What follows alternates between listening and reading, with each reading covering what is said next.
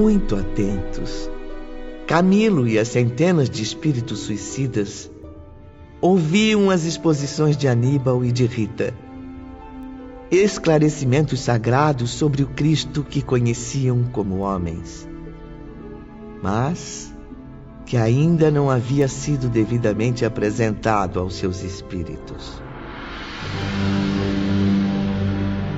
É urgente que cada um de nós, assim como a humanidade inteira, se reeduque sob a orientação das normas cristãs.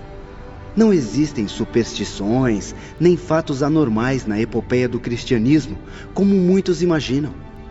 Ele não está limitado entre o presépio de Belém ao drama do Calvário, mas se estende das esferas de luz às sombras da terra eternamente.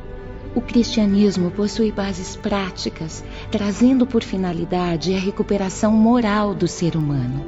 Só a magnífica doutrina exposta por Jesus permitirá a vocês, assim como a toda a humanidade, a oportunidade para a verdadeira reabilitação, para a aquisição de uma nova e elevada moral, de renascimento pessoal e coletivo, de progresso legítimo. Exatamente, Aníbal. Não importa que sejam doutores, sábios, gênios até. De nada servirão tantos títulos se desconhecerem as normas da justiça cristã. É nelas que reside a glória da felicidade eterna, uma vez que a sabedoria sem amor e sem fraternidade é glorificada apenas nas sociedades terrenas. Ah, minha querida irmã Rita, como tem evoluído no dom da palavra. Fico muito grato com a sua preciosa colaboração. Será sempre uma dádiva poder compartilhar o pouco que sei com os senhores. Mas creio que já falei demais. Afinal, esta aula não é minha. De modo algum, minha cara. Fique. Estou certo de que ainda tem muito a colaborar. Aliás, meus amigos, é na primeira aula que costumo apresentar-me aos alunos, coisa que ainda não fiz. Também, depois da majestosa apresentação feita por Sóstenes e Dóris... Tem razão, Rita. Mas como sabe, é necessário que os aprendizes me conheçam ainda melhor para que minhas experiências os estimulem nas novas etapas. Certamente, pois como o irmão Sóstenes nos diz, será sempre de boa pedagogia que um mentor apresente seus próprios exemplos aos alunos. O que tem a dizer, meus irmãos? Que sejam apresentados e seguidos todos os seus exemplos, meu irmão. Não temos dúvida de que obteremos êxito com eles. Antes de tudo, Camilo, devo levar vocês a confiarem em mim, tornando-se meus amigos, considerando-me um espírito digno de ser ouvido e acatado. Que possam observar em mim mesmo um caráter reconstruído pelo amor de Jesus, redimido através dos princípios que deverão conhecer para progredir. Então o jovem Aníbal contou-nos a sua vida. Não apenas a última existência, testemunhada em terras italianas durante a Idade Média, mas as várias migrações no seu giro evolutivo. Mas não pense, caro ouvinte, que foram existências marcadas somente pela fé e pela moral. Aníbal narrou também seus deslizes como espírito em marcha, as lutas pela redenção, diante do sacrifício das reparações. Recordou seus primeiros impulsos para o bem, as incansáveis missões, inspiradas no arrependimento pelo tempo perdido, tarefas sempre crescentes, cada vez mais árduas. Também o aprendizado resultante de suas reparações, de trabalhos no plano espiritual e no material, a fim de provar a eficiência dos progressos adquiridos. Demonstrou aos aprendizes seu devotamento a Jesus, a quem se uniu por uma dedicação indestrutível. No entanto, Ivone, era com assombro que ouvíamos as palavras de Aníbal traduzidas em imagens na tela do aparelho milagroso. Enquanto falava, a realidade de suas encarnações se reproduziam ali com tanta nitidez que parecíamos vivenciar com ele aquelas incríveis lembranças. O poder da sugestão era tão forte que nossos sentimentos entravam em harmonia com a vontade do mentor e dos seus companheiros ali presentes. Esse fenômeno nos levava a esquecer que não passávamos de meros alunos. Mais completo, real e encantador do que o cinema. Mais convincente que as cenas teatrais. Era a vida em si mesma. Natural, humana, real. Os pensamentos de Aníbal foram passando gradativamente pela tela, enquanto os alunos nem se davam conta de que tratava-se de um aparelho. Porque não o distinguíamos. Estávamos concentrados apenas no conteúdo, nos fatos que se destacariam em nossas mentes como estímulos para o futuro. Cessaram as dramáticas lembranças. Os assistentes desligaram a aparelhagem. O iluminado instrutor adolescente, então, surgia à mente dos aprendizes como um ser muito querido, de quem nunca mais desejariam se separar. Era, por assim dizer, uma comunhão de nossas almas com a de Aníbal, com seus nobres e fraternos anseios. As cenas a que acabaram de assistir, refletidas sobre esta tela, que não é senão um espelho extraordinário do mundo espiritual, foram as minhas recordações. Intactas, vivas, despertadas do fundo da minha consciência.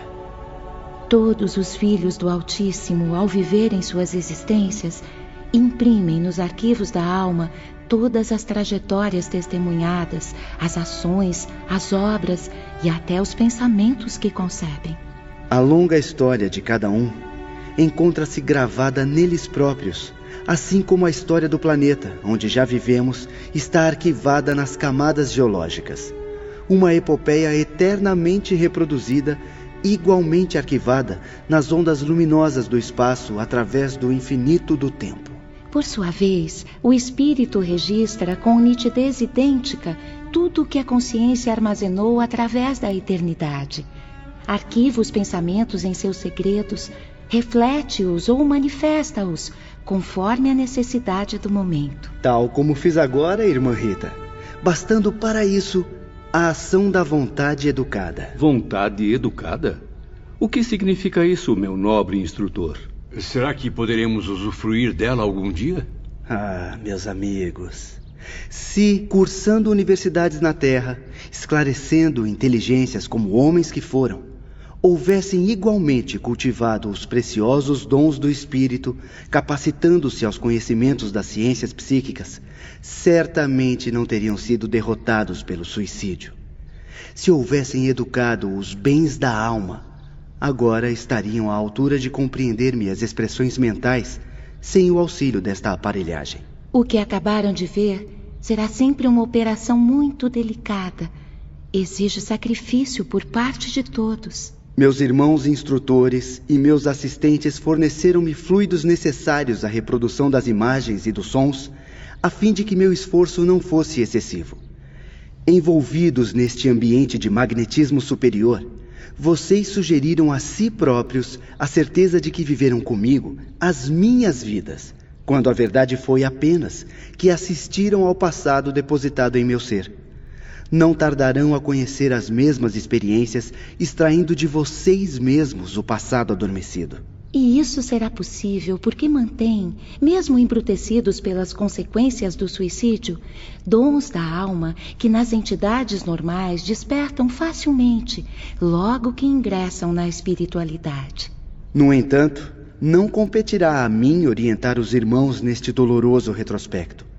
O conhecimento que acabaram de adquirir, tão comum no mundo espiritual, um dia enriquecerá as aquisições intelectuais e científicas da Terra. Será uma grande recompensa aos homens através da ciência psíquica transcendental. Até lá, o ser humano terá de moralizar-se, desenvolver qualidades preciosas do espírito, as quais, no momento, ele ignora possuir. Assim, será digno de tão sublime aquisição, para que não venha a servir-se desse dom divino como um instrumento de crimes e paixões inferiores. Seria esse dom o mesmo praticado por Jesus Cristo durante sua peregrinação na Terra? Sim, Camilo, mas infelizmente seu valor ainda é desconhecido às inteligências vulgares. Há 2000 anos foi exercido para educar os primeiros cristãos. Seria difícil explicar as sublimes lições do Evangelho a criaturas simples e analfabetas apenas com a veemência da oratória, a magia do verbo. O Nazareno, senhor de poderes psíquicos incalculáveis para nós, dono da maior força mental já concebida, criava cenas e corporificava-as, dando aos ouvintes o esplendor das visões interiores. Imagens que o seu pensamento fecundo e poderoso não se cansava de distribuir. É certo, porém, que nem todos aqueles que o ouviam estariam à altura de compreendê-lo. Como já foi dito, mesmo dentre os escolhidos para auxiliá-lo, houve quem não o compreendesse. Mas os outros, para quem ele representava a luz invencível da verdade, os simples, os sofredores, destituídos de vaidade, seguiam seu pensamento luminoso e absorviam os ensinamentos.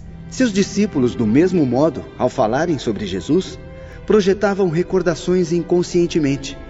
Recebidas por seus cooperadores espirituais, essas lembranças eram imediatamente corporificadas para a visão do ouvinte sincero e de boa vontade. A partir daquele dia, assistíamos periodicamente às aulas de Aníbal.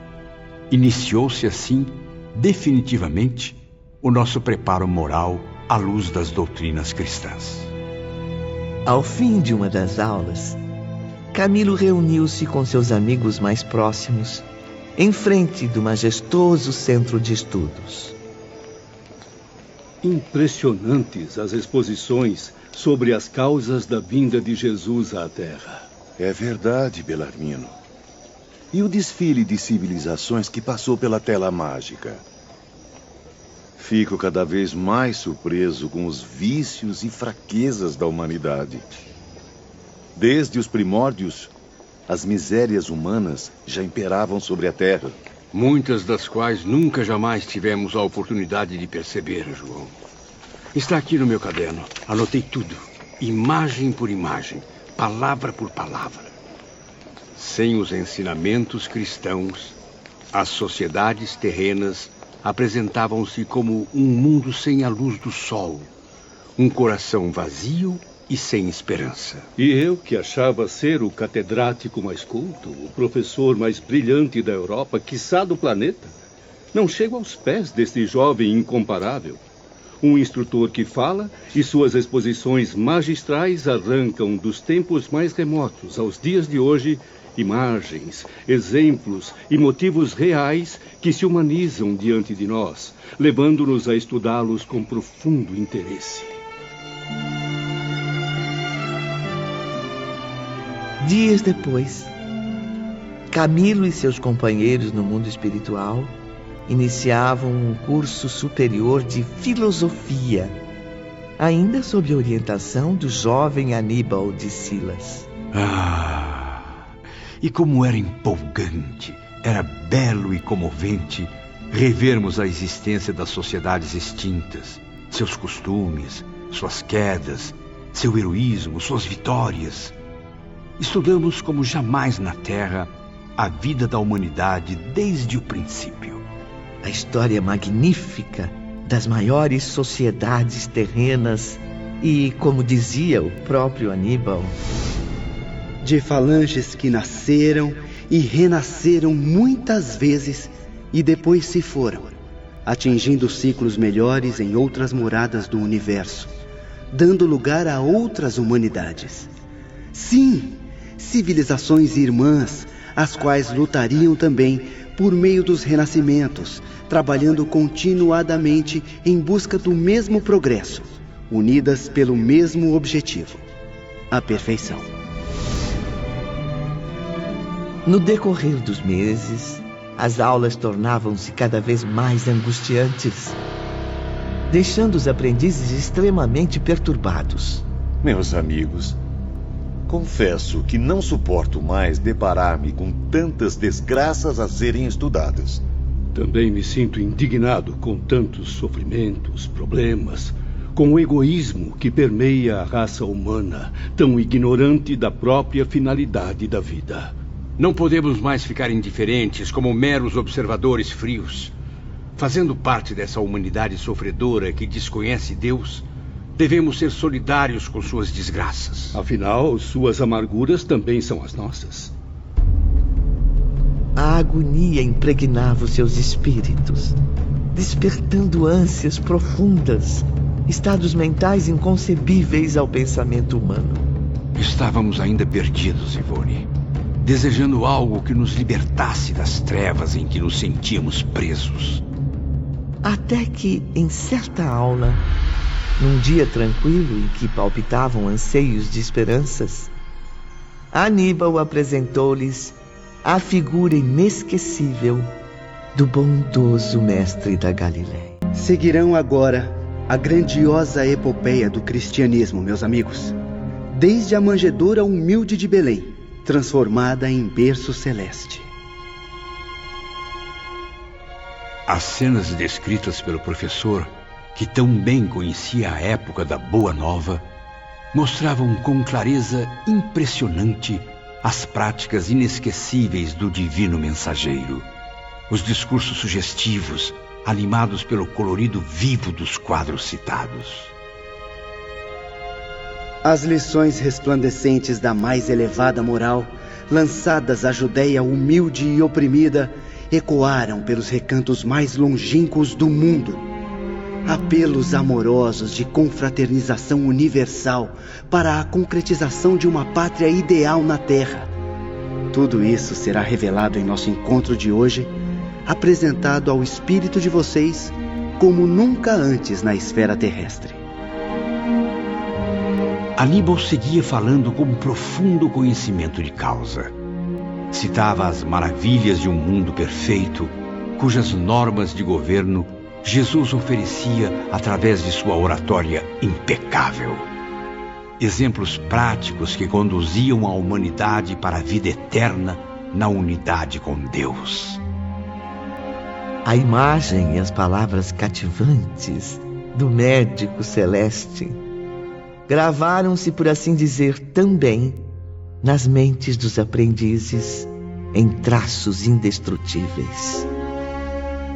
Enquanto Aníbal narrava fatos, relembrando passagens comoventes, suas citações vibravam em comentários férteis, e víamos os cenários que serviram à ação do grande mestre Jesus. Tínhamos a impressão convincente de estarmos ouvindo o Cristo proferindo o inesquecível Sermão da Montanha. Eu vi, meus irmãos. Eu vi. E agora também podem ver. Concentrem-se. E não vejam somente, mas ouçam. Ou melhor, sintam a brisa perfumada a soprar suavemente no topo da colina. Observem, o vento faz esvoaçar o seu manto, desalinhando os cabelos do mestre. Agora, estamos com ele às margens do Tiberíades. Vejam quantos seguidores nosso Salvador reunia em Genezaré, pelas cidades da Judéia ou pelas aldeias pobres da Galileia.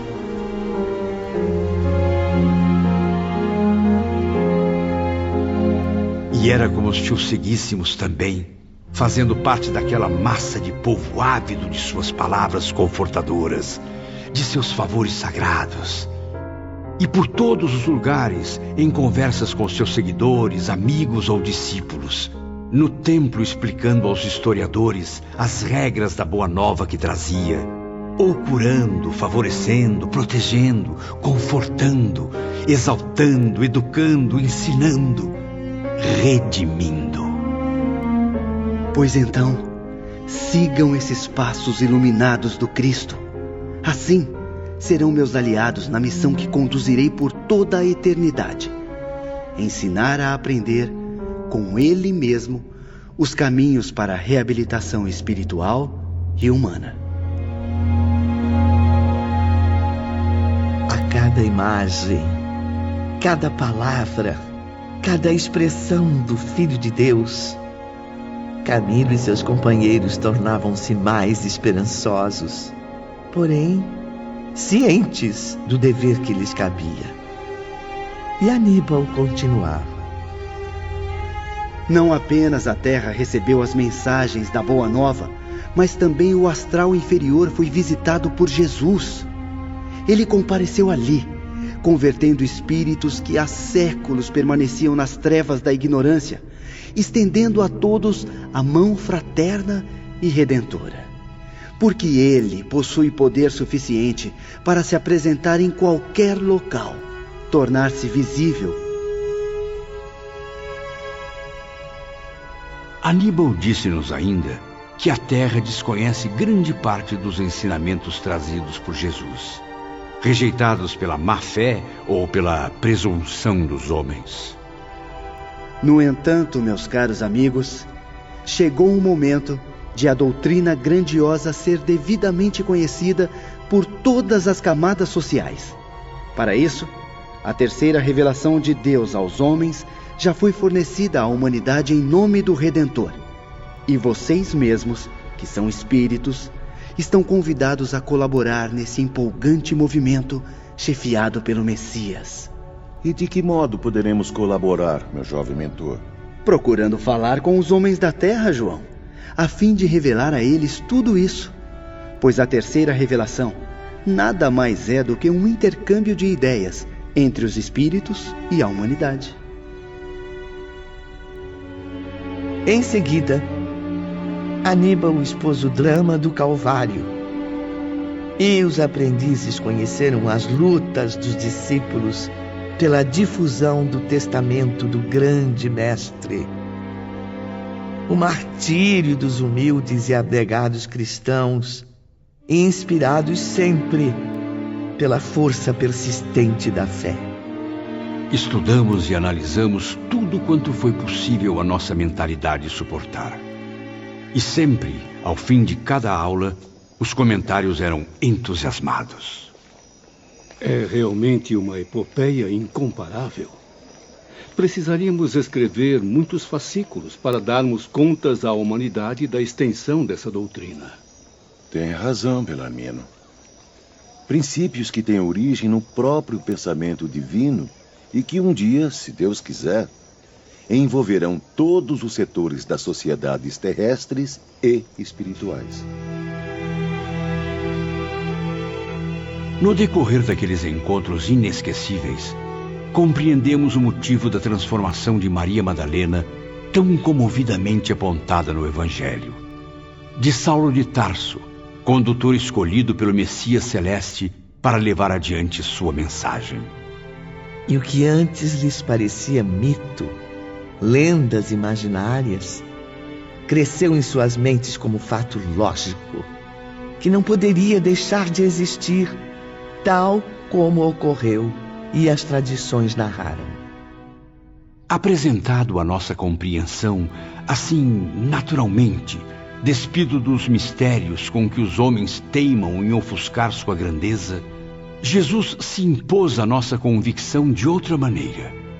Como o mestre por excelência, o guia incomparável, devotado ao ideal da regeneração humana por intermédio do amor, da justiça, do trabalho.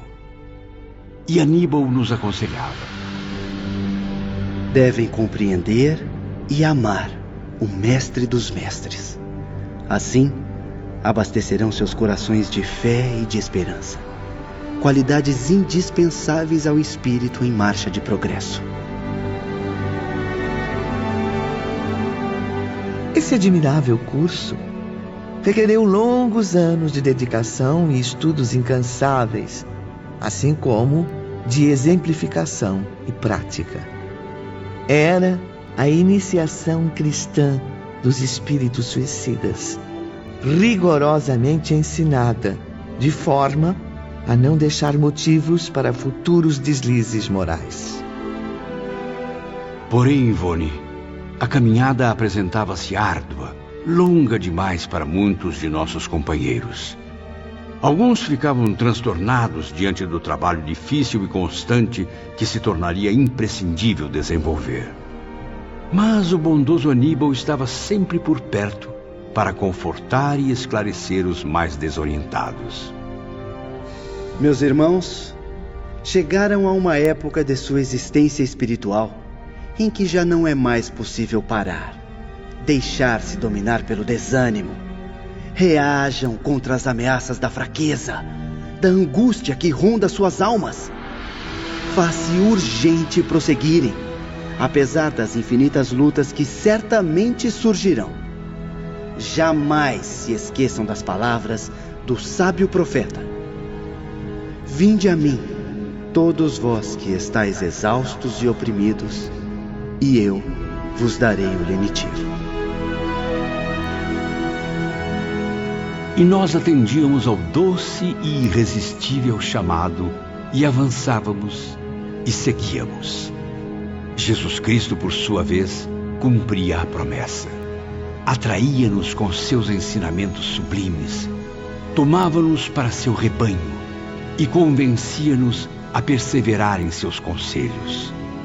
O Divino Redentor nos provava todos os dias, através da transformação milagrosa que se verificava em nosso ser, o caridoso interesse em desviar-nos da desgraça para encaminhar-nos à redenção. Numa bela manhã ensolarada, Camilo reunia-se com seus amigos enquanto aguardavam a próxima aula. Estavam empolgados, como há muito não se via. Meus caros, a cada novo dia, sinto-me mais atraído por esses ensinamentos. Trouxeram-me tanto conforto que às vezes até me esqueço dos dramas que vivi na Terra e aqui no plano espiritual. É como se as paixões que me desgraçaram estivessem cada vez mais distantes. A verdade é que aqui conseguimos nos esquecer da Terra. Só lembramos dela graças a outros estudos que também experimentamos, sobretudo nas aulas práticas. Mesmo recebendo às vezes a visita de antigos professores, os aprendizes viviam reclusos. Continuava não existindo permissão para saírem da colônia, a não ser em agrupamentos escoltados. Compreendíamos que tal reclusão auxiliaria nosso progresso, e a ela nos resignávamos com paciência e boa vontade. Diariamente, ao entardecer, eram permitidas recreações no grande parque universitário. Reuníamos-nos, então, em grupos e conversávamos por algumas horas. As bondosas mentoras vigilantes de cada grupo geralmente tomavam parte em tais encontros.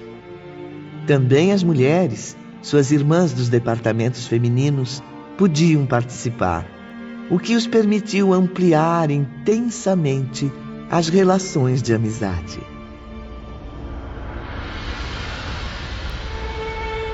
E assim passaram-se 10 anos, Ivone. Seria difícil, ao fim de uma década internados no Instituto da Cidade Esperança, reconhecerem em nós os vultos enfurecidos do Vale Sinistro. Aqueles mentecaptos ridículos, reproduzindo a cada instante o ato do suicídio e suas satânicas impressões. Confortados pela esperança, aliviados pela magia envolvente do amor de Jesus, esses espíritos eram agora entidades que poderiam ser consideradas normais. Não fosse a consciência que tínhamos da própria condição de criminosos, coisa que muito nos afligia e envergonhava.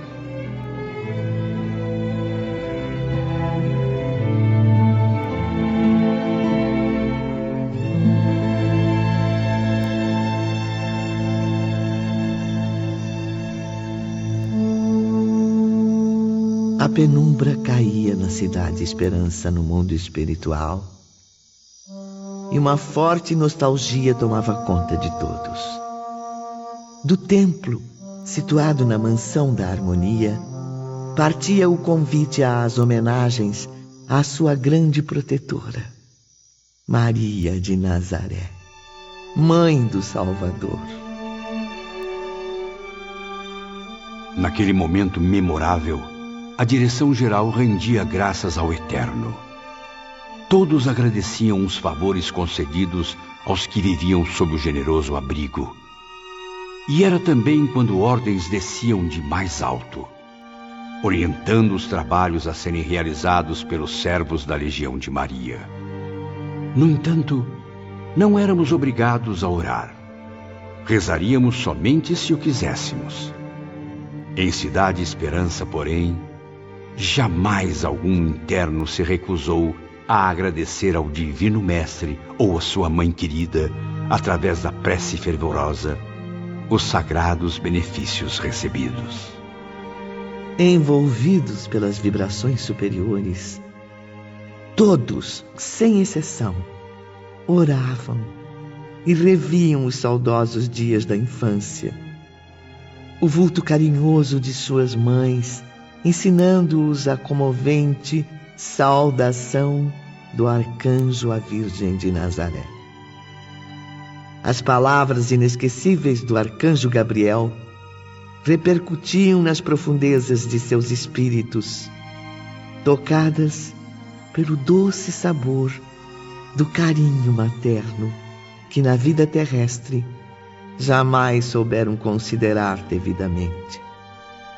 Chorávamos. E saudades intensas da família e do berço natal, do lar que havíamos menosprezado, dos entes queridos e amigos que ferimos com a desistência da vida, derramavam-se por nosso ser como novas fases de remorsos dolorosos.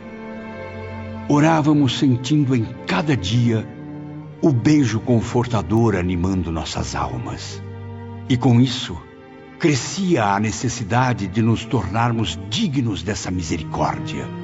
A necessidade dos testemunhos que provassem a Deus nosso imenso pesar, nosso profundo arrependimento por sermos graves infratores de suas magníficas leis. Camilo e os demais espíritos aprendizes também cursavam outras disciplinas. Uma delas referia-se à ciência universal, que incluía a necessidade de estudarem a si próprios, aprendendo a se conhecerem intimamente. Exames pessoais eram efetuados com detalhes aterrorizantes para o nosso orgulho e a nossa vaidade. Além disso, as aulas eram mistas e aprendíamos a dissecar também o caráter, a consciência, a alma, enfim, de nossos irmãos e irmãs. O professor era o venerando Epaminondas de Vigo, espírito cuja rigidez de costumes impunha mais que respeito, um verdadeiro pavor aos alunos. Em sua presença, sentíamos o peso vergonhoso da nossa inferioridade, a desonra de sermos responsáveis por crimes tão degradantes. A vergonha que açoitava nossos espíritos na presença de Epaminondas era sempre um suplício novo e inesperado. Certa noite, recolhidos em seus aposentos, os aprendizes comentavam sobre o rigoroso educador. Também estou impressionado com o nosso novo professor. Epaminondas tem o dom magnífico de investigar nossa consciência, esmiuçar as recordações mais remotas das nossas antigas migrações terrenas. Só sei que seus métodos me assustam. Meu espírito fica tão abalado que durante suas aulas sinto vontade de fugir. Livrar-me não apenas de sua presença, mas da minha própria. Concordo com João. Enquanto Aníbal de Silas acende nossa alma fachos de confiança no futuro, Epaminondas arranca lágrimas de nossos corações, renova nossas angústias a cada novo encontro, levando-nos a sofrer intensamente. Olha, eu confesso que às vezes chego ao limite da minha loucura. Compreendo seus temores, meus amigos. Ou por acaso pensam que eu também não me apavoro ao subir diariamente as escadarias da universidade? Porém, como sabemos, faz-se necessário que aprendamos os princípios dessa terrível disciplina. Afinal, Belarmino, é o curso natural, a sequência do que já nos foi ensinado por Aníbal. Havia, porém, um terceiro curso, o qual se resumia na aplicação prática do que já haviam aprendido. Tinha por mentor o sábio Surya Omar e desenvolvia-se geralmente fora do recinto da escola. Ocorria de preferência na superfície terrestre ou nos domínios inferiores do instituto. Sobre essa fantástica disciplina, Camilo e eu ainda iremos falar com mais detalhes. Aos domingos repousávamos. Nossos espíritos ainda eram pouco desenvolvidos, não permitindo trabalhos incessantes como faziam nossos instrutores. Num dia de descanso, Camilo e Belarmino encontravam-se com a jovem irmã Rita no agradável parque universitário. E então, meus amigos, têm conseguido aliviar suas mentes após tantos anos letivos? Certamente, minha amiga, descansamos e até mesmo nos divertimos aos domingos.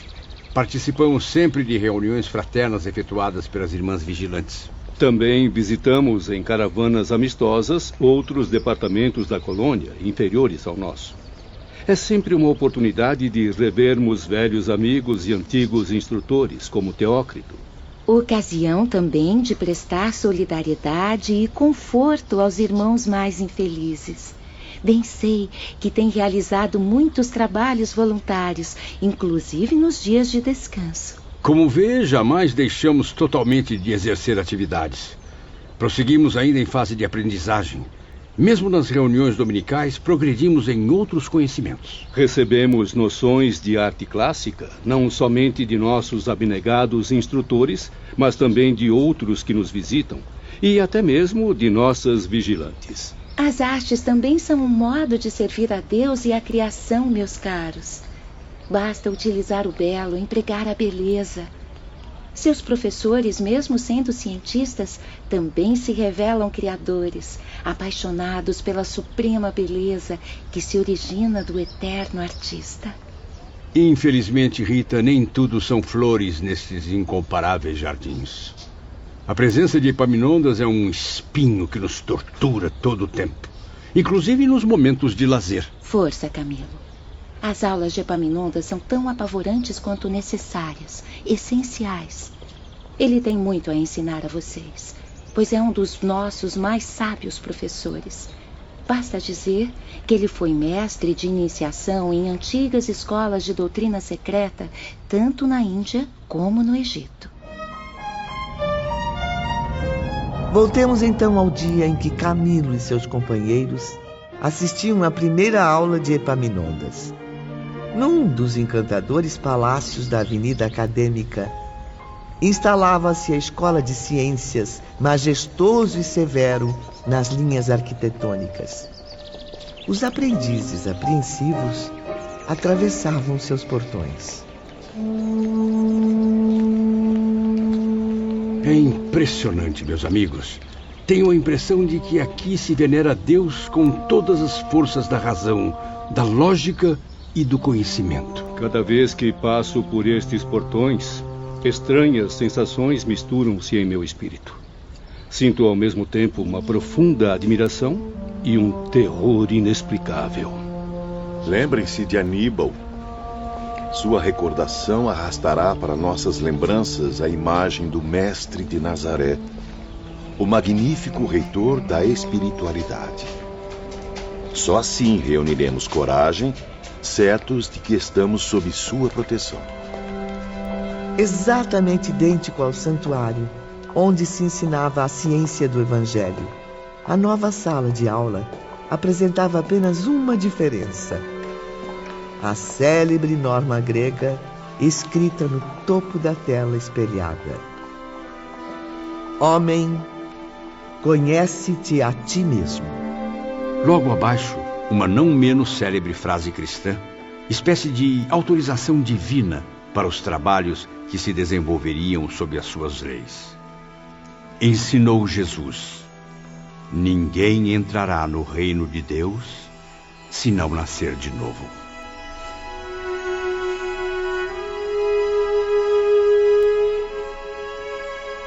A doutrina cristã permeava todas as disciplinas. Os aprendizes tinham certeza de que seus professores possuíam a mais alta classe moral. Eram filósofos, cientistas, pesquisadores, sociólogos, mas, acima de tudo, difusores das leis divinas. Respeitoso silêncio dominou o recinto.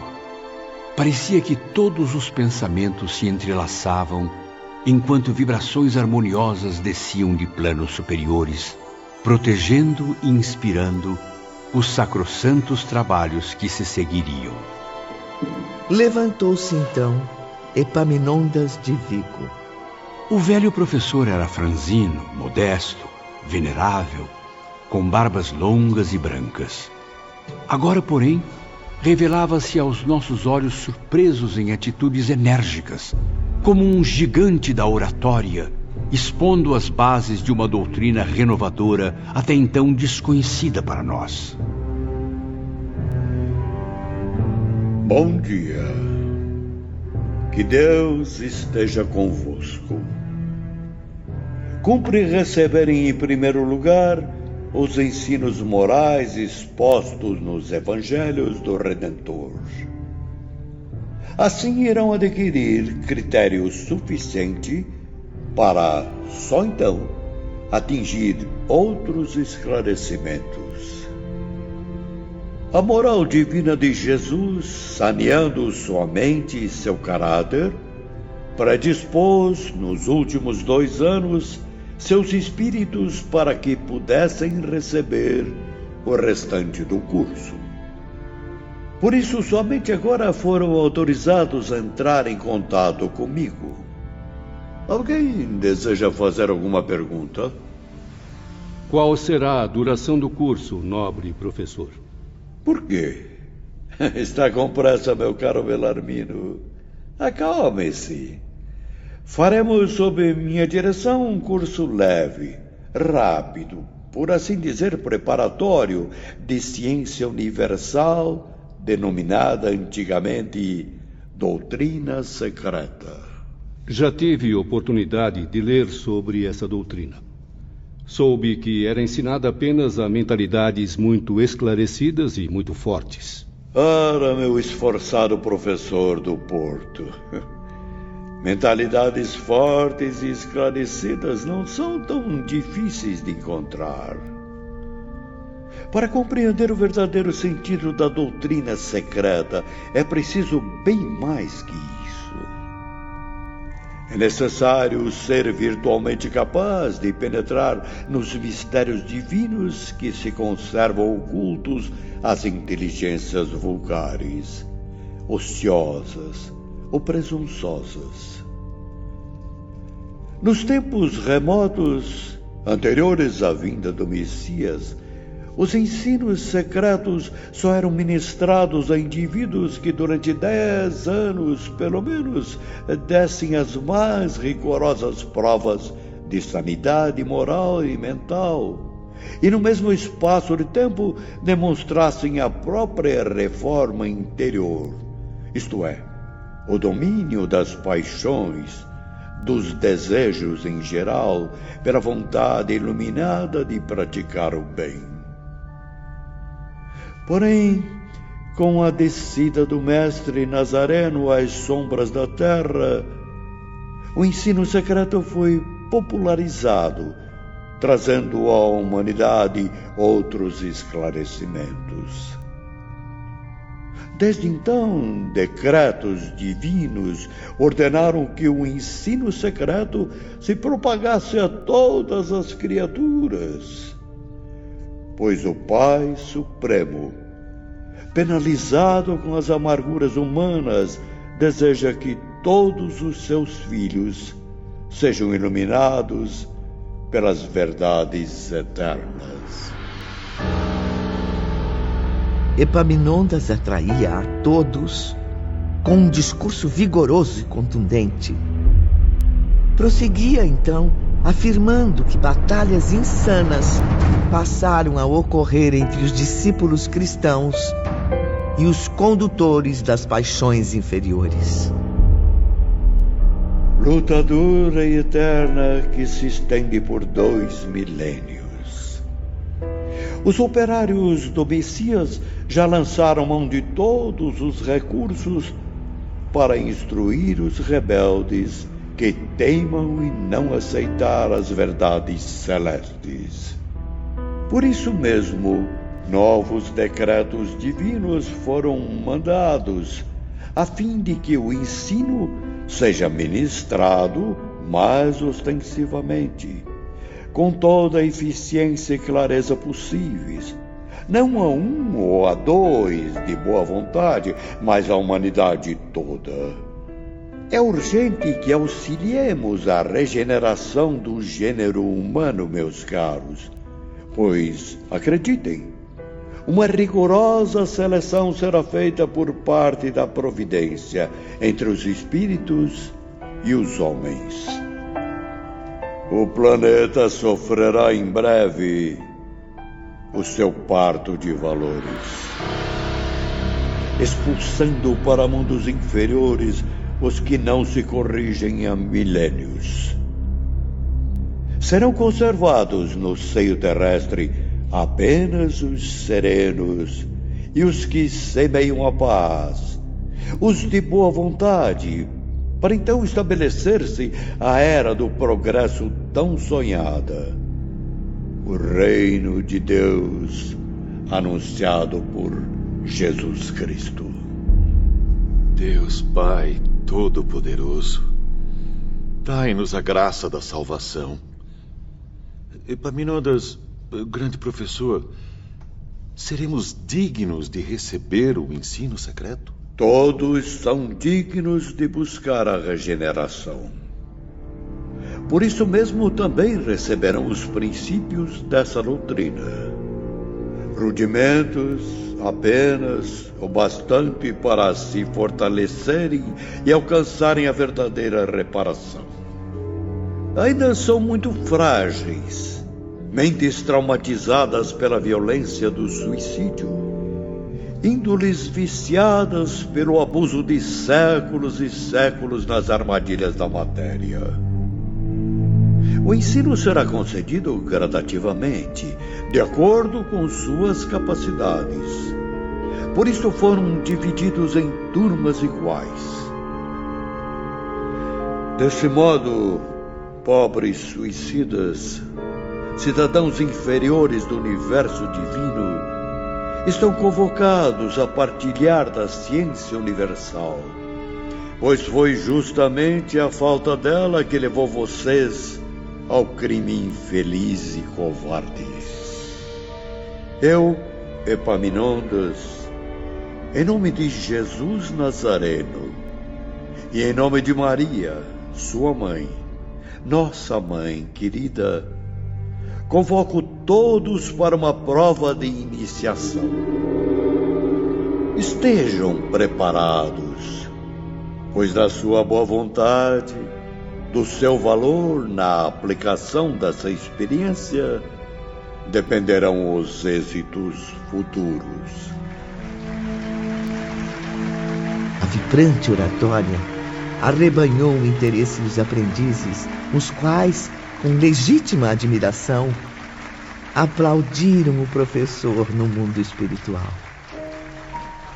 Exprimindo-se em português clássico e em espanhol, Epaminondas de Vigo era realmente um dos espíritos mais desenvolvidos do Instituto. Encantados, eu, Belarmino, João e alguns amigos brasileiros, logo nos sentimos atraídos para o novo curso, ansiosos pelas próximas lições. Entre uma e outra aula, comentávamos. E nós que estávamos apavorados no início, agora mal conseguimos esperar pelos novos ensinamentos de Epaminondas. Não apenas nós, Belarmino. Veja como os demais colegas das outras turmas também estão animados. Assim foi que, no decorrer do curso, o respeitável ancião revelou-lhes o nascimento e a progressão do próprio globo terrestre. O que conhecíamos superficialmente por intermédio da ciência terrestre, isto é, da geologia, da arqueologia, da geografia, Epaminondas resgatou diretamente dos milênios mais remotos. O início de tudo vinha então ao presente, descrito em cenas vivas, em atividades reais, como se houvéssemos participado realmente do nascimento e crescimento da Terra. Presenciem, meus caros. Enriqueçam seus conhecimentos com este momento único. Vejam, é a centelha em ebulição, as trevas do caos, os dilúvios aterrorizantes, as grandes catástrofes para a formação dos oceanos e rios. O maravilhoso nascimento dos continentes e das montanhas majestosas, eternas como o próprio planeta. Os Alpes poderosos desafiando as idades, os Pirineus graciosos, o Himalaia e o Tibete, a mantiqueira sombria e majestosa. Todos, em épocas diversas, surgiram aos nossos olhos deslumbrados, arrancando lágrimas de nossas almas tímidas diante de tanta grandeza. Voltemos ainda mais no tempo. Vejam, a luta dos elementos furiosos para o surgimento do céu. O oceano incendiado em convulsões pavorosas, sacudindo o centro nascente do mundo ainda solitário. Contemplamos também, boquiabertos, a devastação provocada pelos ventos e tempestades, os primeiros sinais de movimento e vida no leito das águas, a vegetação, os incríveis dinossauros, os lagartos de forma e força inconcebíveis, os mastodontes, enfim, a pré-história. Era um livro imenso, magnífico. Era a divina criação que resistia através do tempo, da eternidade das coisas. E nesse livro soletrávamos o ABC da iniciação gradativamente, pacientemente. Às vezes empolgados, em outras atemorizados, banhados em lágrimas, mas sempre ávidos e encantados, ansiosos por mais conhecimentos. A origem do universo desfilava à frente dos aprendizes, convidando-os à análise sadia e esclarecedora. Diariamente, fortalecia-se naqueles espíritos abatidos o respeito, a veneração pelo grande Criador. A quem havíamos negado, Ivone, mas a quem agora rendíamos graças, apavorados diante de sua grandeza, mas também felizes ao nos reconhecermos seus filhos, herdeiros da sua glória eterna. Observem a flora e a fauna em toda a sua variedade de espécies. A geologia povoando o centro da Terra com toda a sua variedade de minerais. O infinito laboratório do planeta. O oceano com seus micro-organismos, seus eternos depósitos de vida, de criação de espécies. Ah, toda essa riqueza divina, tudo ao alcance do homem, tudo criado para ele. E o ser humano continua a desprezar essa dádiva, vivendo como vive, mergulhado nas trevas da animalidade. E assim viram surgir o homem, a divisão das raças, dos povos, a suprema glória do planeta, abrigando finalmente o ser que deveria refletir a imagem e a semelhança do seu Criador. Durante longos anos, deciframos diariamente esse livro assombroso. Eram ensinamentos tão intensos que nos causavam vertigens, levando-nos até mesmo a adoecer. Frequentemente necessitavam recuperar as energias mentais. O próprio Epaminondas os ajudava com isso, sendo um dos mais dedicados ao seu restabelecimento. Em uma noite de céu estrelado e brisa suave, meus amigos e eu nos reuníamos em frente ao vasto jardim central. Então, meus caros, o que fazer? Estamos às vésperas do retorno ao planeta Terra, que agora conhecemos desde o seu nascimento. Planeta Terra. Estância onde, infelizmente, nada pudemos aprender ainda. Apenas soletramos as primeiras letras do plano material. Uma dúvida ainda atormenta meu espírito. De que forma podem Epaminondas e seus assistentes nos ensinar tais lições, tornando visível no presente o que os milênios esconderam no passado? Compartilho da mesma questão, professor Bellarmino. Afinal, como reconstruir com tanto realismo as idades primitivas, os períodos devastados pelo tempo? São questões profundas, meus amigos, que somente o próprio Epaminondas poderá nos responder. Mas quem aqui terá coragem de lhe perguntar? Perguntas inteligentes não requerem tanta coragem para serem feitas, meus alunos.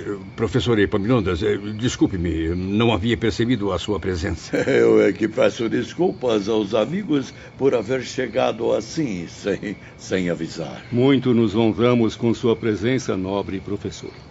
Não há necessidade de avisos nem cerimônias para nos encontrar.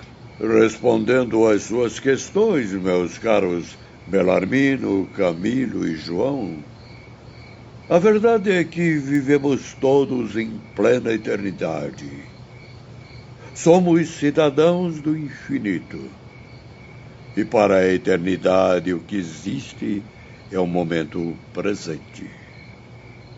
Ela, a eternidade, vive dentro do presente, porque é esta justamente a sua particularidade. Boa noite, meus irmãos. Boa noite. Boa noite. Posso participar da conversa?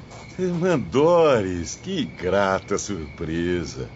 Mas é claro, estávamos falando sobre as aulas do professor Epaminondas e suas fantásticas imagens. As imagens que se eternizaram, a reprodução do que se passou na Terra desde a sua origem, são selecionadas pelos magos da ciência sobrenatural. Tudo é captado e transportado até nosso conhecimento por processos e aparelhamentos que o ser humano já não mais ignora. Epaminondas é capaz de, ao conversar com o espírito superior, reportar-se ao passado dispensando aparelhos. Vocês, no entanto, não os dispensariam. Para isso, contamos com uma vasta equipe de magos, especialistas e artistas da palavra, que vasculham o espaço com seus poderes de atração, transmitindo nas telas o que captaram através de poderosos estímulos. E tudo com extrema perfeição e realismo. Processo tão comum no mundo invisível, essa forma de captação da imagem dos acontecimentos também será possível ao ser humano um dia. Uma única coisa, porém, irá acelerar tal conquista da ciência para a humanidade. O domínio da moral nas suas sociedades, o império da honra. Bem, meus caros, convém nos recolhermos agora. Teremos um longo dia de estudos amanhã. Boa noite. Boa noite, irmãos. Boa noite. Bom descanso. Boa noite. Até amanhã, professor Epaminondas. E boa noite, irmã Doris. No dia imediato, começaram a estudar os mistérios de um sublime espetáculo. A marcha harmoniosa dos astros. Agora, porém, não mais em recintos fechados, mas por intermédio de excursões em pleno espaço sideral. Viajávamos através do infinito, Ivone, como universitários num curso prático. Nossas forças, porém, muito limitadas, não nos permitiram contemplar os mundos estelares em sua total imensidão. Como estímulo apenas, foram permitidas aos espíritos aprendizes visões aproximadas do cosmos, com a ajuda dos aparelhos da astronomia. Mesmo assim, foram as mais belas aquisições a que nosso estado poderia desejar, o que já nos satisfazia e muito. Até que, após longo período investigando os enigmas espaciais, os aprendizes retornaram à Cidade Esperança. Passaram então a assumir outra difícil tarefa: estudar a si mesmos. E era numa manhã bem cedo, logo ao nascer do sol, que Epaminondas nos esclarecia. Na aula de hoje, falarei sobre a tripla natureza humana. Provarei minha tese na prática com análises em torno de vocês mesmos e de outros. Preparem-se, pois terão surpresas desagradáveis para seus corações orgulhosos. Desculpe-me, instrutor, mas creio que já estudamos esse assunto no departamento hospitalar. Sim, conheceram os rudimentos. Agora terão acesso aos detalhes que só poderiam receber na Cidade Esperança. Epaminondas expôs então a realidade das vidas sucessivas, suas leis, suas consequências benéficas, sua finalidade grandiosa, sua extrema necessidade para a evolução do ser.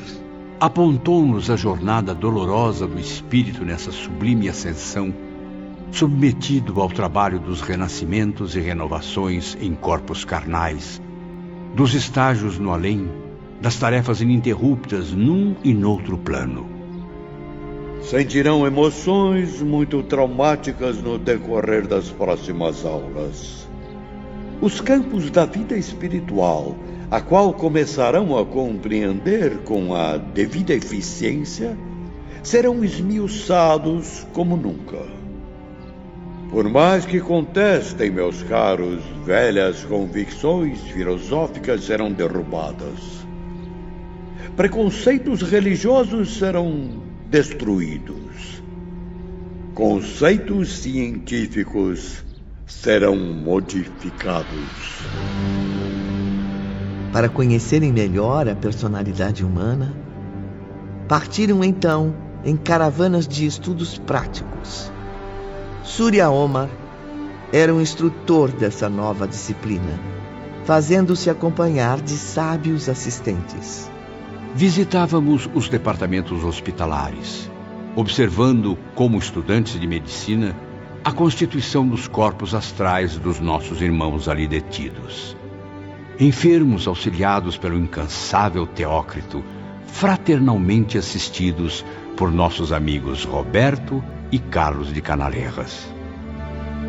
Os aprendizes desciam à Terra periodicamente, visitando-a durante anos consecutivos, em estágios de algumas horas, pelos hospitais e casas de saúde. Estudavam o fenômeno dos desprendimentos, sempre observados por eminentes entidades da pátria espiritual.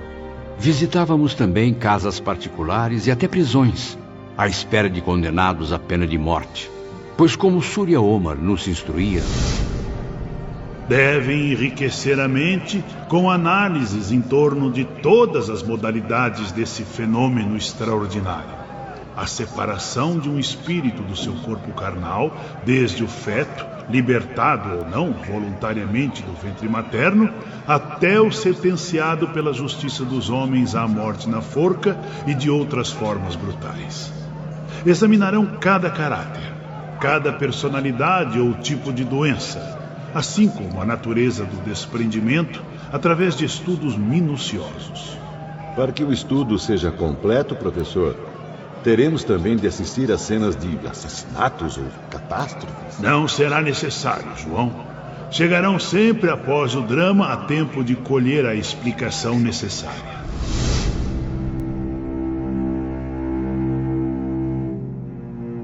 Frequentemente nos impunham um doloroso dever: acompanharmos o desligamento árduo, por vezes assustador, dentro de um cemitério.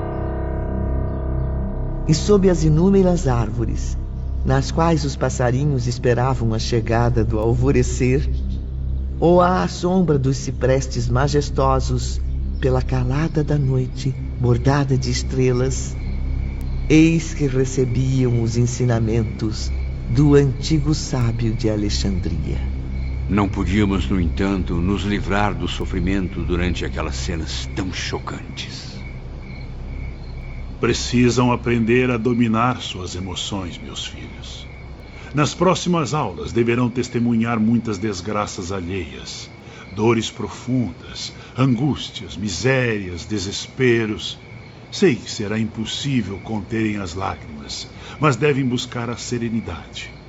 Tratem, antes de tudo, de refletir, no sentido de auxiliar e remediar situações sem perder tempo com lamentações e lágrimas improdutivas.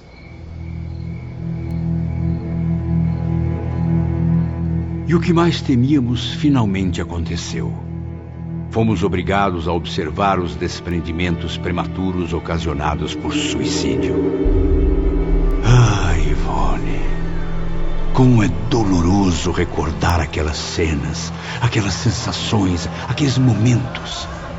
A loucura que nos atacava no passado retornava das profundezas da alma. Contra a nossa vontade, ela brotava novamente em cada espírito, afligindo-nos com o fantasma de um passado transformado em presente. As atitudes abomináveis de nossas fúrias cresciam na memória, desorientando a todos. Algo precisava ser feito. Estávamos à beira de uma alucinação coletiva. Os espíritos aprendizes estavam descontrolados, sob a influência das mais pesadas vibrações. Foi quando toda a energia, toda a caridade dos seus guardiães entraram em ação.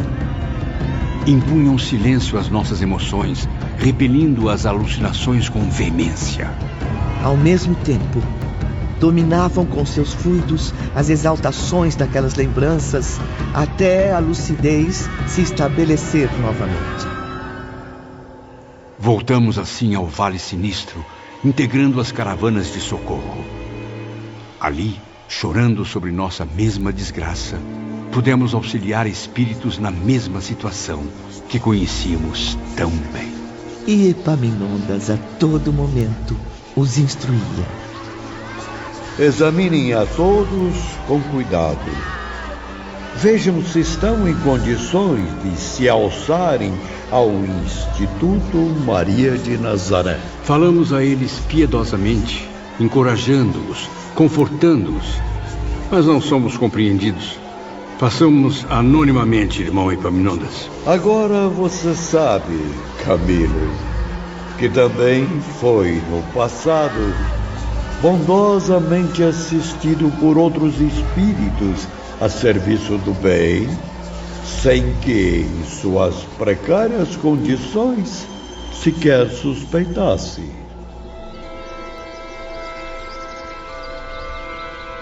No dia seguinte, já de volta à Cidade Esperança, visto que já alcançaram certo conhecimento, deverão apresentar o que realmente absorveram. Pontos construídos por vocês próprios, exemplos em teses que poderão servir aos institutos terrenos.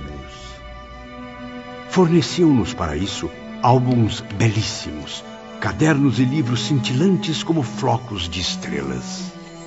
Tinham acesso até mesmo a aparelhos sofisticados, para que também aprendessem a projetar os exemplos que criaram. Daí surgiu a ideia das minhas novelas, a ansiedade de ditar novas obras aos médiuns da Terra.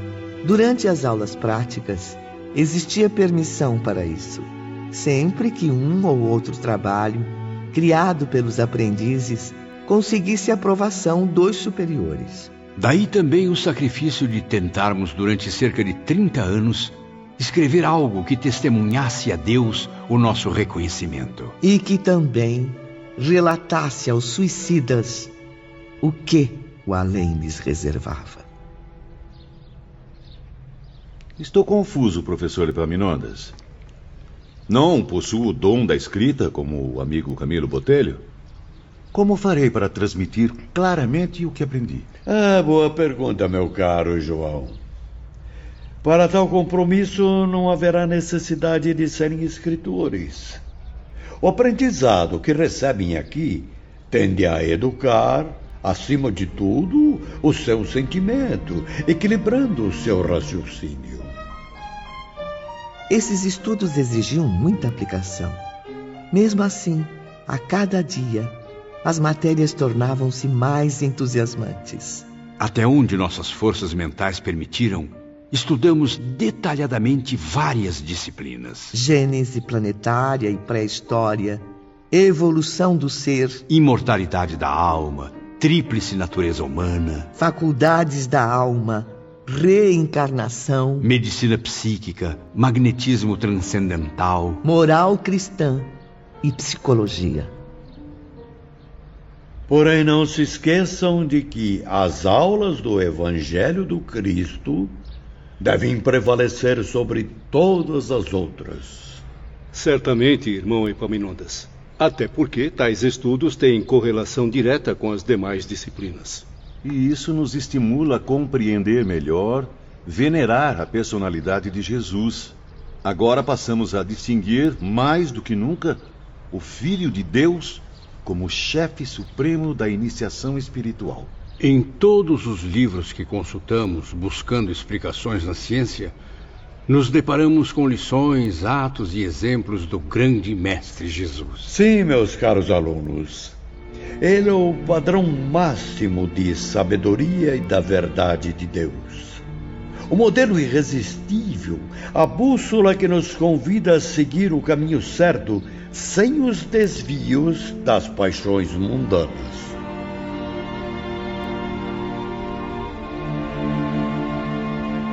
No dia seguinte, Camilo reunia-se com os amigos mais próximos, momentos antes de uma nova aula teórica. Os estudos práticos estão me torturando. Bem que Teócrito nos advertiu sobre a intensidade dos exemplos. Mas temos que encarar a realidade. Nem sempre testemunharemos fatos agradáveis. Ao contrário, Camilo. Grandes angústias têm invadido meu coração. Chego a chorar todos os dias. E o desespero deixa-me profundamente abatido. Sim, Belarmino. Paciência e coragem, meus bons amigos. Paciência e coragem. Tamanha aflição é reflexo da nossa moral inferior que trouxemos para o além-túmulo. Momentos depois, logo no início da aula, Epaminondas aconselhava os aprendizes, lançando-lhes um aviso que nunca mais se apagaria da mente deles. Nenhuma tentativa para a recuperação moral será eficiente se continuarmos presos à ignorância de nós próprios. Será indispensável, primeiramente, averiguarmos quem somos, de onde viemos e para onde iremos. Só assim iremos nos convencer do valor da nossa própria personalidade, devotando a nós mesmos toda a consideração e a máxima estima. Até aqui, meus amigos, vocês têm caminhado às cegas pelas migrações da Terra e estágios no astral. Vêm movimentando-se em círculo vicioso, sem conhecimentos nem virtudes que os induzam a um progresso satisfatório. Mergulhados nos desejos impuros da matéria, passivos aos impulsos das mais nocivas paixões, têm ignorado graças à má vontade ou à indiferença que o Todo-Poderoso os enalteceu com essências divinas. Dádivas que têm o dever de cultivar, até que frutifiquem na plenitude da vitória.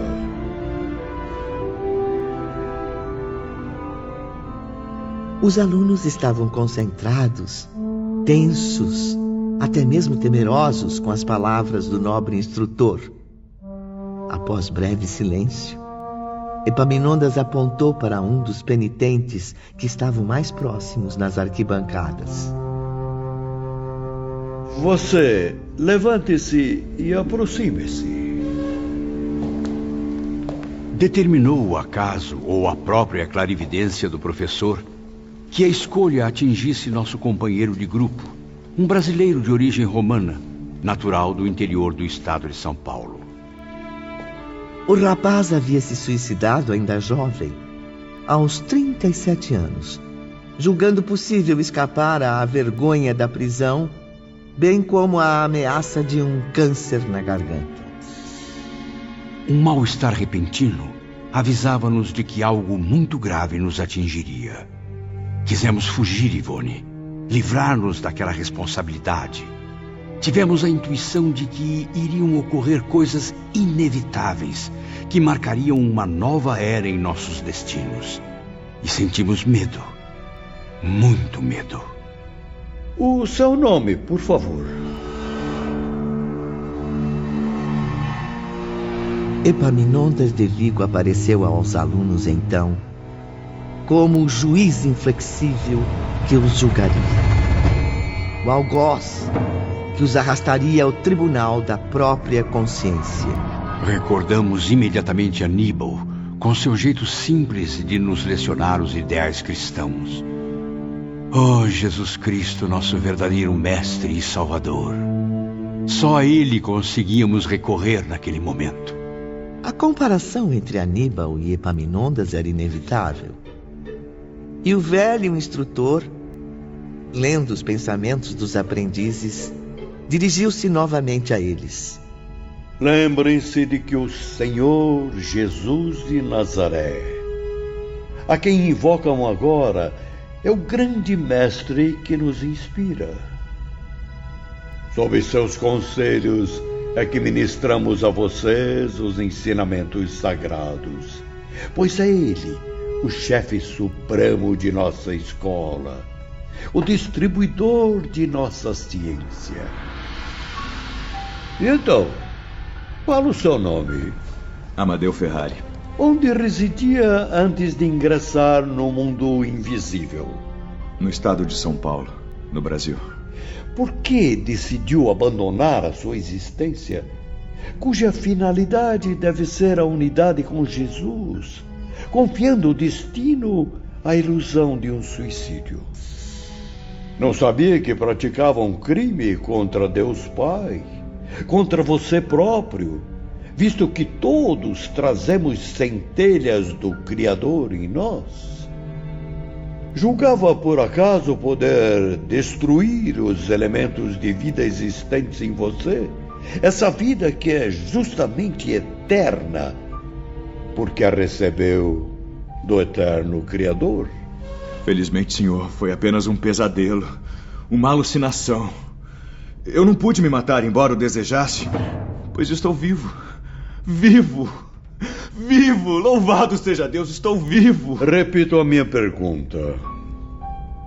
Amadeu Ferrari, por que desejou desaparecer da própria presença como de seus semelhantes, abandonando o sublime dever da existência humana? Senhor, é que eu desanimei. Sim, mas responderei aqui na presença de toda essa plateia? Estarei então novamente defrontando um tribunal? Existe sim um tribunal e todos vocês o encaram. É a sua consciência que inicia o despertar do longo transe. da apatia que há séculos vive presa às mais deploráveis inconsequências. É imprescindível que eu, autorizado pelos poderes do Redentor, oriente a todos para que examinem suas consciências. Assim aprenderão a renunciar ao orgulho que tem cegado seus espíritos há muitos séculos. Senhor, a miséria, a enfermidade, o desânimo foram a causa. Cometi uma falta grave diante de circunstâncias tão dolorosas. Não tive outro recurso a não ser fazer o que fiz. A prisão, a doença. E esse ato, o suicídio, lavou a mancha que havia contaminado sua existência? Considera-se inocente, honesto, honrado após o mesmo ato? Oh, não, eu não pude fugir à responsabilidade dos atos que pratiquei. Sinto-me desonrado por ter lançado mão de quantias que me foram confiadas, embora o fizesse tentando recuperar a saúde. A ameaça tenebrosa de um câncer desorientava-me, justamente quando estava prestes a realizar meu casamento, cuja expectativa era a minha razão de ser. O dinheiro era considerável. Eu era bancário. A prisão ou a morte. O câncer. O roubo, afinal era roubo. O ideal de amor desmoronado. Preferi o suicídio. Sei que foram grandes crimes, mas sinto-me ainda confuso, apesar de já estar bem mais esclarecido ultimamente. Por quê? Por que eu fui colocado em circunstâncias tão desgraçadas, hein? A confusão tumultua minha mente. Intuições pavorosas escondem-me um passado do qual eu tenho pavor. Ah, Jesus de Nazaré, misericórdia. Estou amedrontado. Eu compreendo bem.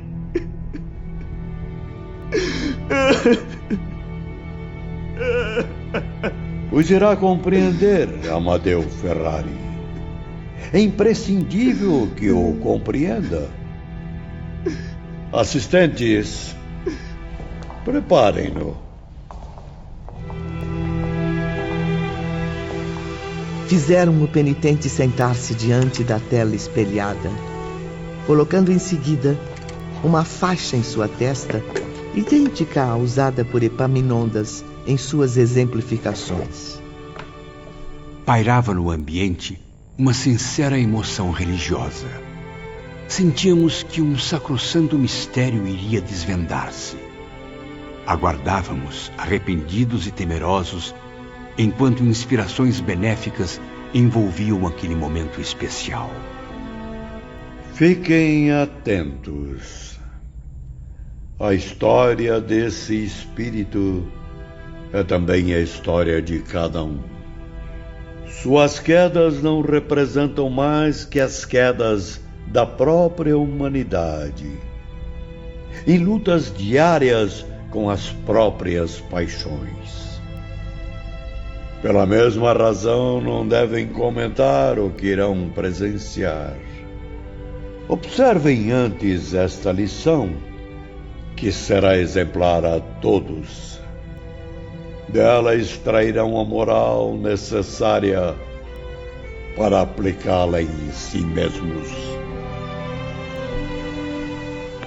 Então, Epaminondas ergueu os braços para o infinito, em atitude de prece e concentração.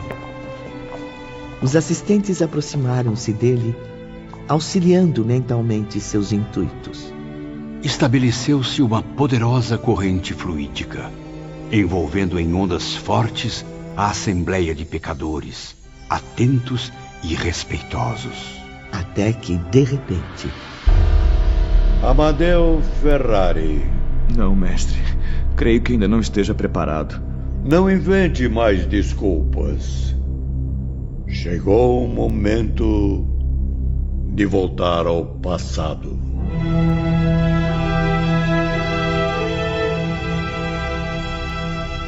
um minucioso exame de consciência, passou a resgatar os feitos de suas antigas migrações terrenas. Compreenderá assim, Amadeu, a razão das circunstâncias dolorosas em que vive neste momento. Circunstâncias com as quais não se conformou e, para resolvê-las, comprometeu-se ainda mais com o suicídio. Retornando ao princípio, passando do suicídio para o início da existência, eis que Amadeu surgia em condições bem diferentes. E realmente, os motivos da pobreza que o arruinaram residiam numa encarnação anterior, assim como daquele câncer que o torturava, daquela rejeição ao amor que absorveu suas últimas forças, tornando-o incompatível com o desejo de viver. Viram, meus caros aprendizes? A cortina do presente foi aberta. O primeiro véu da consciência foi suspenso, a fim de que no palco de outra existência um drama imenso fosse revelado. Drama que não atingiu somente a um ou dois indivíduos, mas a uma sociedade, envolvendo mesmo uma raça heróica e sofredora.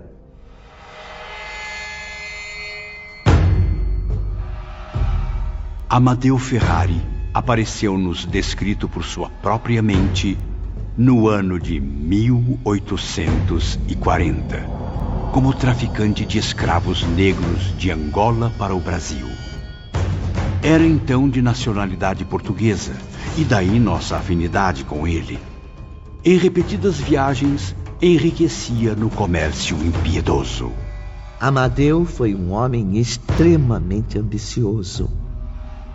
Não media esforços para retornar milionário à metrópole, impondo incontáveis martírios aos miseráveis. Pobres criaturas que arrecadava para escravizar, vendendo-as a outros criminosos. Observem bem este triste exemplo de crueldade. Vejam como Amadeu, em vida passada, satisfazia-se dos maus tratos aos negros, ordenando chicoteá-los pela razão mais insignificante, ou mesmo por nenhum motivo. Comovidos, pudemos contemplar através da incrível tela espelhada os castigos impostos àqueles seres indefesos. Amadeu os expunha à fome e à sede, à tortura e à separação das famílias. Sim, pois vendia aqui os filhos, ali a mãe, mais além o pai, os quais nunca mais se encontrariam, a não ser mais tarde, no além-túmulo. E muitos desses desgraçados morriam, Ivone, vítimas da nostalgia, da saudade dos seres amados. Os espíritos aprendizes acompanhavam a tudo impressionados. Viram Amadeu em sua grandiosa fazenda violentar uma jovem escrava negra mal saída da infância. A pobre moça, procurando encobrir na morte a vergonha que a angustiava, cometeu suicídio. Seu desventurado pai, num momento de supremo desespero, diante do cadáver da filha, acusou Amadeu pelo suicídio da jovem. É verdade, meus alunos. Seus olhos não mentem. Observem agora exatamente o que Amadeu fez. Ordenou que seus violentos capatazes queimassem a língua do belo escravo a ferro em brasa, até vê-lo desmaiar nas convulsões da agonia. Enquanto Camilo e seus companheiros comoviam-se, Amadeu debatia-se violentamente, dominado por convulsões indescritíveis. Meu Deus! Como eu pude fazer isso? Quanta maldade! Quantos defeitos eu tenho, ó Pai! Piedade, Senhor! Piedade! Dor e arrependimento inundaram o coração do condenado, que repetia na presença da numerosa assembleia a súplica que deu origem à sua existência reparadora. Desgraçado e miserável que sou! Ó Todo-Poderoso, deixe que eu volte ainda uma vez à qualidade humana e veja a minha própria língua, a boca e a garganta desaparecerem sob qualquer malefício. Que estes órgãos experimentem a mesma desgraça sofrida pelo desventurado escravo.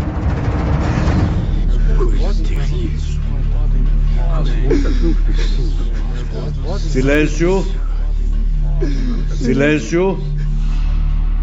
Concentrem-se. Amadeu ainda tem mais a dizer. Dai-me a miséria, meu Deus! Que eu sofra o suplício da fome, da sede, e que eu nem mesmo possa falar a fim de me queixar. Que de mim todos se afastem com nojo, deixando-me sozinho com a própria humilhação. Está certo. É inevitável o seu retorno às reencarnações expiatórias, Amadeu Ferrari. Outra vez, sofrerá com a pobreza e o câncer, agravados agora com os males acumulados pelo suicídio. Obrigado, irmão Epaminondas. Graças a Deus. Louvada seja Maria de Nazaré. Mas é imprescindível que não conserve ilusões, meu irmão. Mais de uma encarnação reparadora será necessária para resgatar os crimes que acabamos de recordar.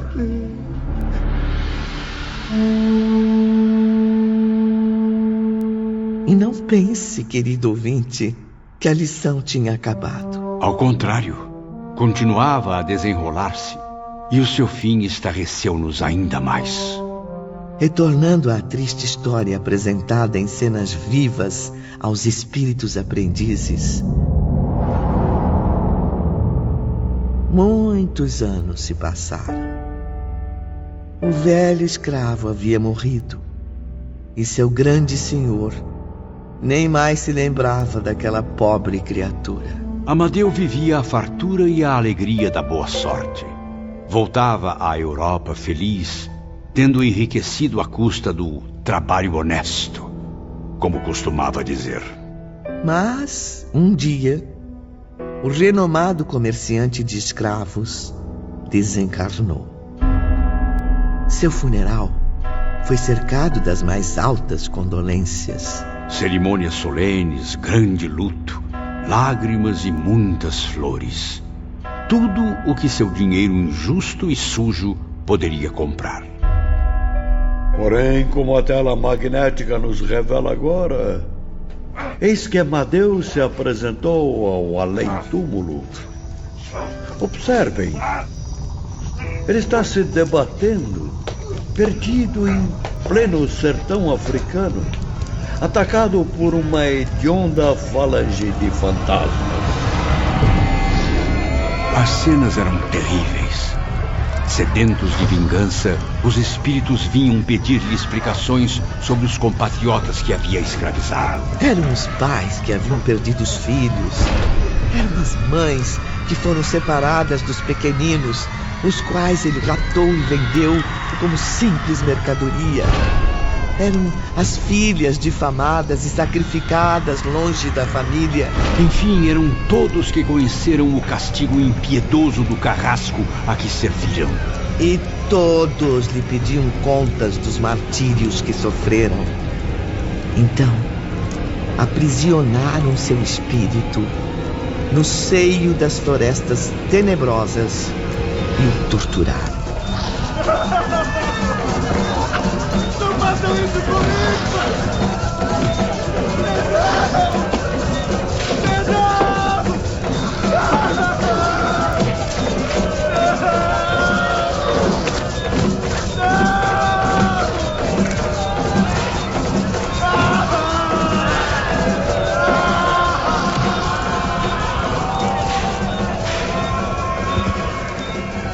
Depois, deixaram-no entregue a si mesmo, em pleno desamparo.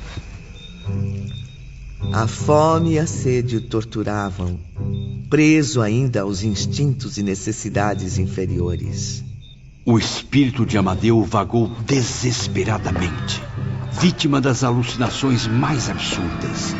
A cada pedido que tentava fazer, o choro dos escravos, separados dos seus entes queridos, era a medonha resposta. Pobre desgraçado, entregue às consequências das próprias injustiças que cometeu na terra. Vejam como se afasta em loucas correrias na selva, preso à mais perturbadora demência. Para qualquer lado que se vire, sobre pântanos lodosos, na mata fechada ou no chão espinhoso, encontra suas vítimas a chorarem, agonizantes, desesperadas. Não bastasse a angústia que aquelas cenas nos causavam, tudo ficava ainda mais aterrorizante com a narração impetuosa de Epaminondas. Atenção para este momento inesquecível, meus caros aprendizes. Passam-se muitos anos. Observem a tela. É noite. Ele se sente exausto, tomado de pavor.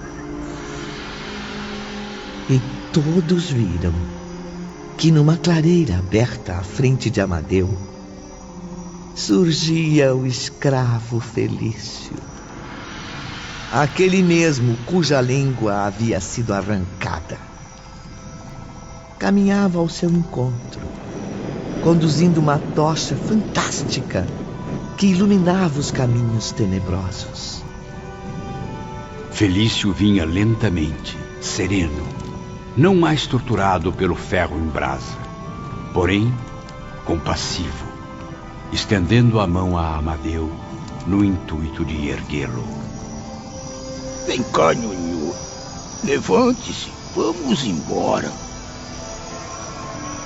Amadeu acompanhou Felício, e depois verificamos que o velho escravo havia perdoado ao carrasco, intercedendo por ele junto à benevolência divina. E partia para conseguir libertá-lo dos que não o haviam perdoado. As sociedades brasileiras, meus caros, sofrem hoje e ainda sofrerão muito as consequências das perversidades cometidas em seu seio. Refiro-me, como percebem, à escravização de seres humanos. Se não foi crime individual e sim coletivo, será a coletividade que reparará essa grande injustiça. Por isso, eis a grande pátria brasileira debatendo-se contra problemas complexos. Suas sociedades em conflitos dolorosos consigo mesmas. E assim prosseguirão, até que a voz divina as oriente para o trabalho da reconciliação individual e coletiva. Vocês, discípulos que presenciaram os dramas vividos por Amadeu Ferrari, vocês que testemunharam seu passado como presente, saibam que entre os escravos famintos, doentes, desesperados, nem todos traziam a inferioridade no espírito, como muitos diziam.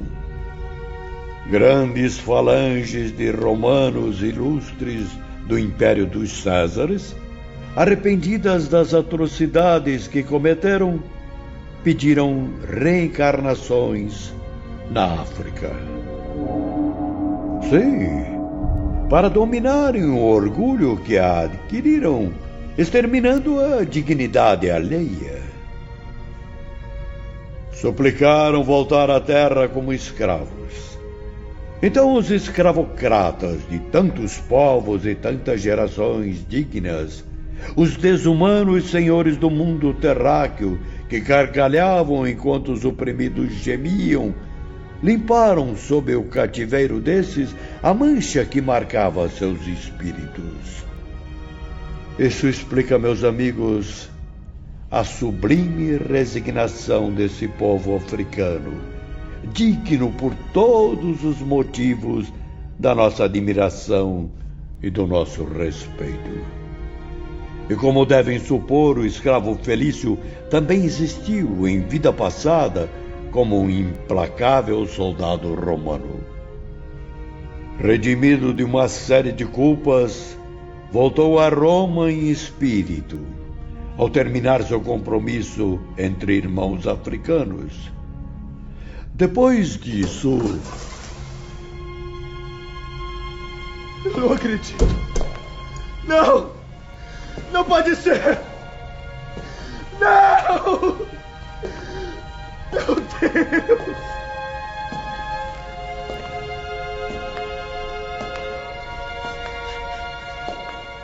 Profundamente surpreendido, Amadeu Ferrari caía de joelhos. A um sinal de Epaminondas, abria-se uma porta lateral silenciosamente. E Felício aparecia, sereno, distinto, encaminhando-se para seu antigo senhor de outras vidas. Não!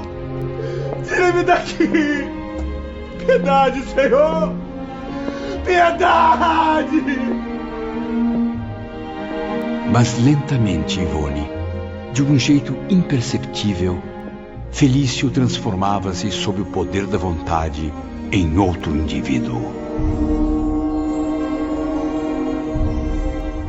Meu pai! Rômulo! Rômulo Ferrari! Mas... não pode ser! Sim, Amadeu estava diante do espírito de seu pai, a reencarnação do velho escravo africano. Felício havia reencarnado na Itália em mais uma etapa de sua peregrinação expiatória. Recebeu então nova fase de progresso sob a proteção de outro nome.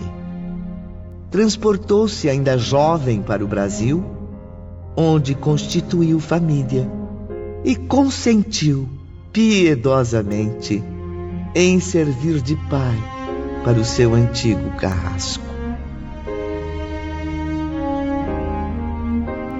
Agora, meus alunos, Felício, ou Rômulo Ferrari, continuará auxiliando Amadeu a limpar da consciência um novo crime, o do suicídio.